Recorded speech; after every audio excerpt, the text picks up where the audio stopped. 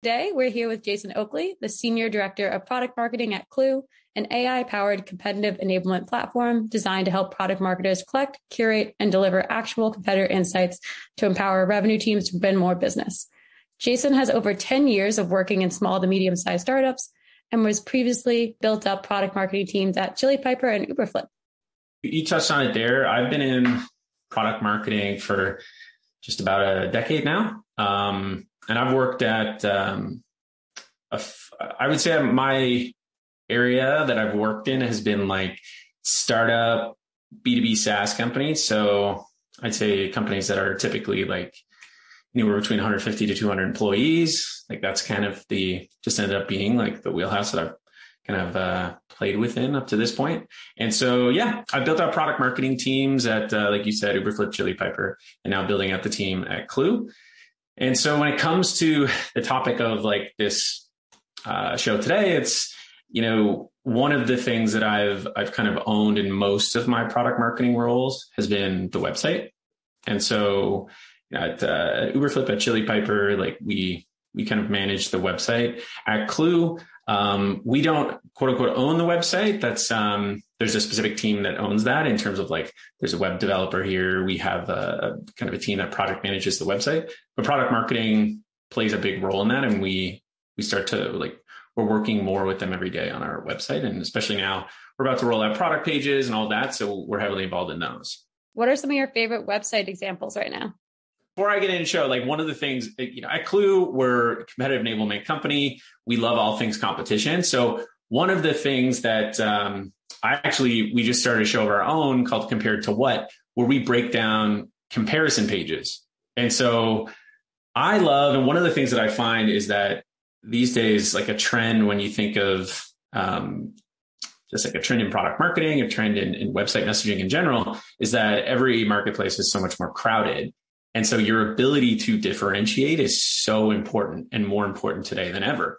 And so you're starting to see companies that do such a great job at differentiating on their website. So this is Ahrefs.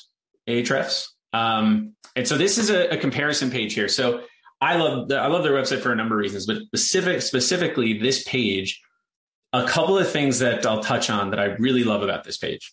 So one, this is a comparison page. We talked about it as a three-way comparison page. And one of the reasons I like that is that it allows you to, in this case here, Ahrefs is obviously like one of the leaders in this space. But a three-way comparison page also allows you to kind of piggyback off the SEO related to everyone knows these other two competitors. And maybe you're a small challenger and you want to kind of piggyback off of that where people are searching for these two competitors. We also want to tack on a versus your solution. So that's like a great way to kind of feed off some of that SEO. But anyways, I really like this page for two reasons. One is the social proof. Like they kind of call out in the top, it's a fair question. Like how is Ahrefs better than SEMrush or Moz? Or I think it's called SEMrush or Moz. And basically they say it's a fair question, one we can't answer entirely without bias. So rather than creating another tedious side-by-side comparison, which I think happens a lot in these types of pages, they're like, we'd share valuable features that you'll only find in Ahrefs. So they're basically saying, here's a page where we call out our uniquely different features, value props. Like they are features, but they get into like more related to the value of these features. So I love that. And then they start with this here. Instead of just throwing up like G2 badges and that sort of thing, which you see a lot, they actually look to the different communities that they're heavily involved in, and they'll pull in social proof from those. So they have like, the proper SEO group is like obviously big one for them, the SEO Signals Lab. So they pull in different polls, things that they found like in the wild to really drive home. When you see Ahrefs with like some of these like Moz and SEMrush and stuff, it's you can clearly see that they are the winner. So I love that. Thought there's a really cool social proof at the top, and I very rarely see anything like this. And the cool thing that I think of when I see this is, man, if I'm in a community or if I'm in anything and I see an opportunity to grab like a screenshot of some social proof that I can bring into our website later, I'm always going to do it. Then when we get down to the next section, it's 8 unique things you can do with Ahrefs. So it's not feature comparison chart. It's not explaining, why people love Ahrefs. It's specifically saying, here's 8 unique things to our company that you can only do with our solution. And so not only that is it's very specific. So it's showing you screenshots of the feature and what it looks like within the application. It's backing that up with data. And each one of these, it backs it up with like more social proof than just the image, but it gives you like, in this point here, it says it boasts the largest database of US research queries, 4 billion. So it's like backing up with that social proof, but it's also tying it back to value, get insights into a topic's traffic potential. Let me see, give a couple examples. Yeah, see a website's pages and traffic over time. Like some of this is features specific, but it is trying to drive home the value of each one of those. But even more so when you're looking at this page, I love how specific it gets and how all of these things are unique to Ahrefs. What are some positive trends you're seeing this year for websites? It's this idea of differentiation. I think people are knowing that buyers are more educated than ever.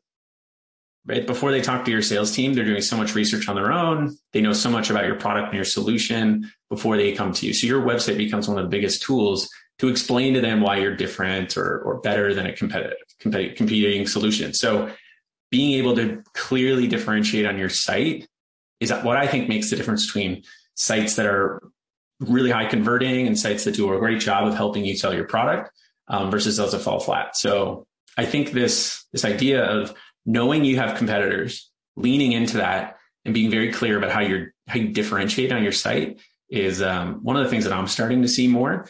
And it could just be the space that we're in, but I do think it's, product marketing, competitive enablement, competitive intelligence, like these functions within a company are starting to become more important and to be more strategic, and more companies are starting to realize the importance of these roles. And I think that's the result. You're seeing websites are starting to have stronger messaging, stronger differentiation, positioning, things like that. What are some trends you're ready to see end this year? And you probably hear this with everyone that you interview, but I think forms, like gating things, I think, and I'm sure you see it with, Novatic, like the ability to gate a tour versus to leave it open. I think for me, and I'll probably regret saying this because we'll probably, I know we gate things, but I think I personally would love to see, this ability to be able to consume content on people's websites without always having to offer up my information. Or more importantly, too, I think if I give you my information once, not showing me that form ever again. Because I do think that that's something that happens on a lot of sites where you already have my information, but just because of the website builder you're using, or the form tool that you use, I have to fill out that form again and again and again. And I would just love to see that stop. And then the other one is, I think, thinking of comparison pages, the side-by-side just checklist of feature comparisons.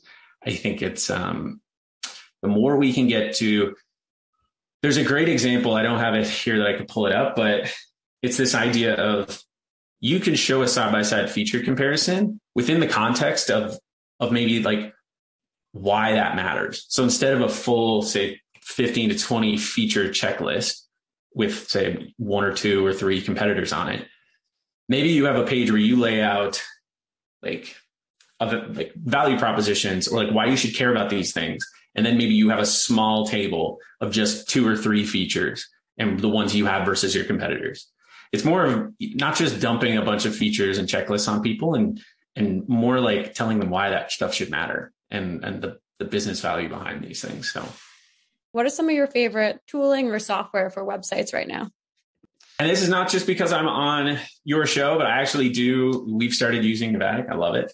But I do think interactive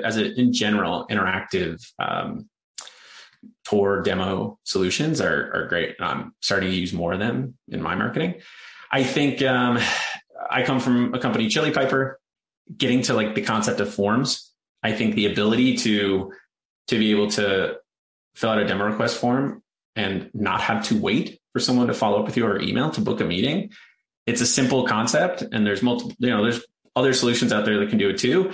And I just, I know Chili Piper well, but I think it's a no-brainer to be able to reduce the drop off of someone who's interested in a demo now. You get them on the calendar, like your conversion rate on an inbound lead is going to be like significantly higher than if they have to wait a couple of days to hear from an SDR. So that's another one.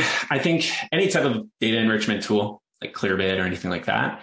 And then another one that I've been testing out a little bit, I love animations. And like obviously we have a great motion graphic designer, but so there's a tool called Jitter.